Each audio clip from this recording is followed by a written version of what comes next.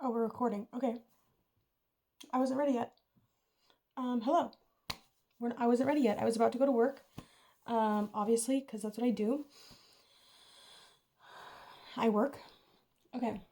We're gonna do this. We're doing magha. This is the first.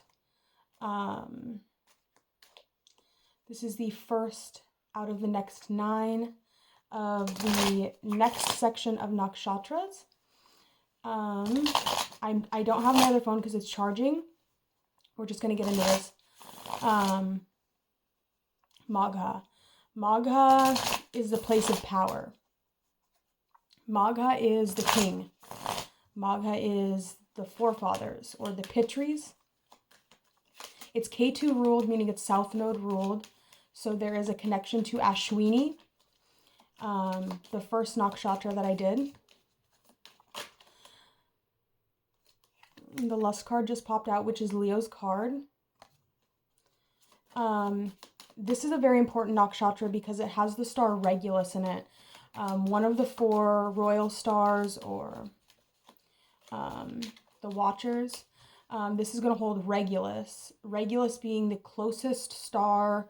It's literally on top of the ecliptic. So the ecliptic is where the sun goes around. So it is in alignment, obviously not right where the sun would crash into it, but it is in the same trajectory. So Regulus is the heart of the lion. It's the heart of the lion. The chariot just popped out. So symbolizing the chariot. So we have the chariot. We just had the lust card. I put the lust card back. The Ace of Wands. This nakshatra has a lot to do with the forefathers, the Ace of Swords. A lot to do with the forefathers. So with this being a K2 ruled nakshatra, one of the really strong and prominent things that you have, like one of the capabilities that you have is to like leave your body. So through astral travel, through, it can also lead to disassociating regarding traumas and whatnot. The page, or the Princess of Wands in reverse. Hi, caramba. Okay, so the thing about the chariot here is we see the connection with the lust card. We have blue and we have red. Okay, so we have blue and red, which could symbolize Mars.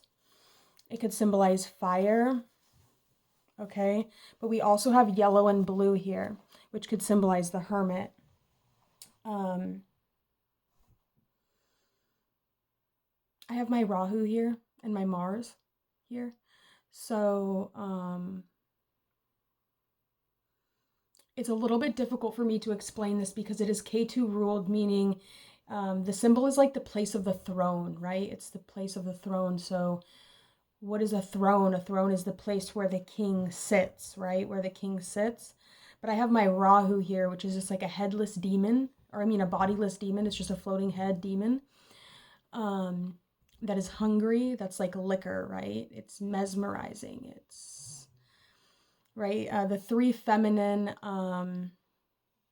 planets being Venus, the moon, and Rahu. Claire Nocti mentioned that if the moon is like milk and Venus is like ice cream, Rahu is like liquor, meaning you get drunk on it. It's like you like it, it's addicting, you get drunk on it, and then there's like this aspect of needing it, right? So needing that place of kingliness or that place of the throne.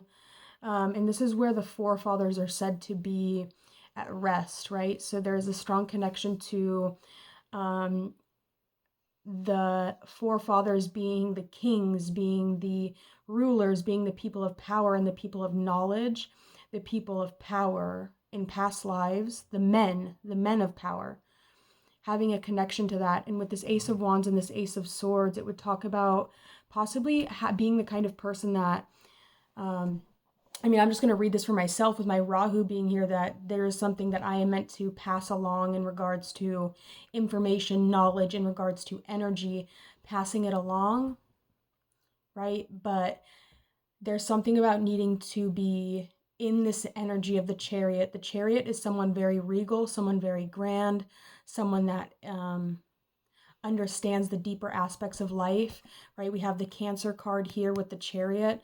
So that would talk about having put the energy in to pass through this. And it almost looks like he's coming from some sort of portal. He has the balanced energy of light and dark pulling him, meaning that you're balanced and you're ready to move on to this next stage. You have your armor, which is golden, which would talk about being beautiful, having a beautiful coat of armor, a beautiful skin sack, right? Your beautiful skin sweater, having a beautiful body, taking good care of your body, having a strong, resilient body, to hold these masculine energies of fire, of passion, but also to hold these masculine energies that radiate out of you of knowledge as well. And it just kind of feeds the fire. And I feel like that is what you're really going to be riding on. But we reach here at the last potter with this Princess of Wands in reverse. So there could be something, I almost want to take it upright, but it could be talking about,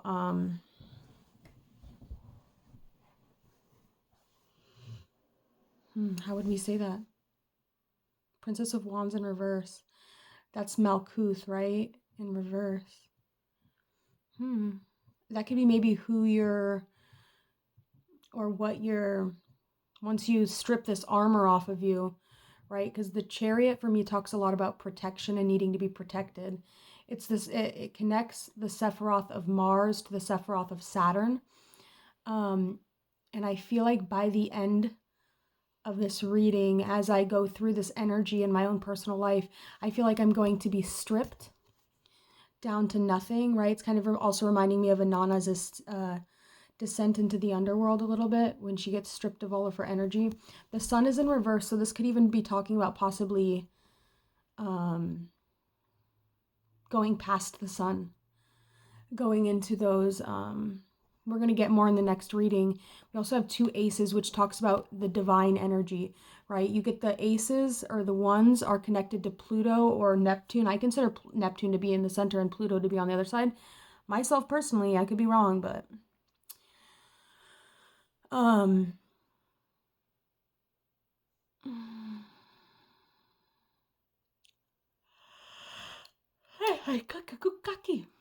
don't know what that was. It was a weird noise. I don't know why I made it.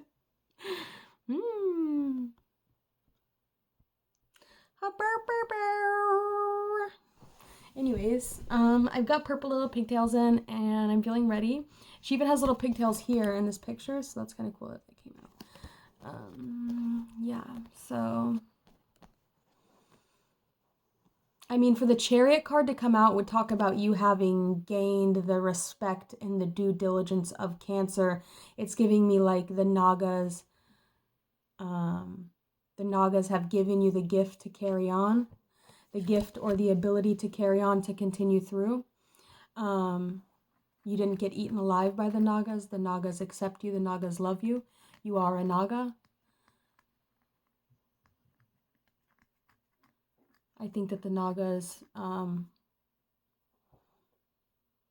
they love you for sharing their wisdom if you have.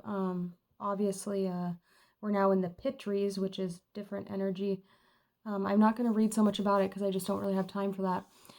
Let's get into some information more about Magha. Somebody in particular that's coming to mind for me about Magha is Maren Altman. She is an astrologer, and she also makes really good music, but she's a really good representation of Magha Nakshatra. Yeah, she's a really good representation of Magha Nakshatra for me, and coming up in my own brain, only because I've looked at her birth chart and I know that she has both energies in Ashlesha and in Magha. We were born really close to the same time, within like less than a month of each other. So, yeah, definitely check her out. She's an astrologer. She's a Western astrologer, but if you're watching this, check her out. She makes good music too. She's cute and fun. And yeah, we have the page or the Queen of Swords here on the bottom. Oh, a picture of Kellen Quinn just came up on my little. Kellen Quinn just popped up. It was like black because there's like the floating YouTube screen. Kellen Quinn just popped up. He's staring at me in the face right now. Why are you staring at me, homeboy? Home skillet. Let's get a little bit.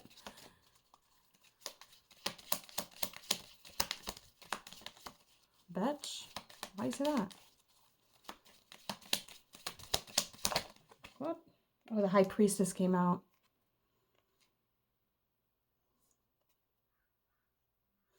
The High Priestess. So, you know, you're creating realities, or you're opening realities. You're connecting the energies from the divine and you're bringing them down. You're bringing them down. We also have the Fool. Give me one more. And the Star. Beautiful. Wow, major arcanas. Holy shit. Holy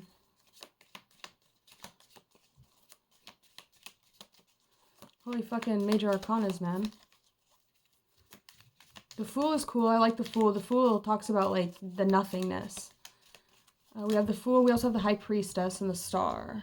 The Ten of Swords. Shit, fuck, I gotta go. Okay, how long was that? That was 11 minutes. We're gonna make these ones go faster because I have to go to work. I have work, and this isn't paying me money, so if it doesn't make dollars, it doesn't make sense, and so... sorry if it doesn't make sense, or if it's confusing, or you're not following along. It's not making me dollars, so it probably won't make any sense to you. Shit, bitch. You motherfucker. The Ace of Pentacles just showed up right there. Okay, I think that's all I have. Yeah, so just keep doing your thing. This is represented by the male rat as well. I'm not really so sure, though. I think that they got this shit all twisted and discombobulated. It's all just set up to fucking discombobulate you. But you know what? I'm going to set it all right, and I'm going to make it make sense. Because these hoes don't know what the fuck they're talking about. Anyways, don't let the door hit you or the good Lord split you. There's the Empress and the Hermit, or Empress reverse Hermit up there. Okay, what? Ah. Oh, the world. That's all I have.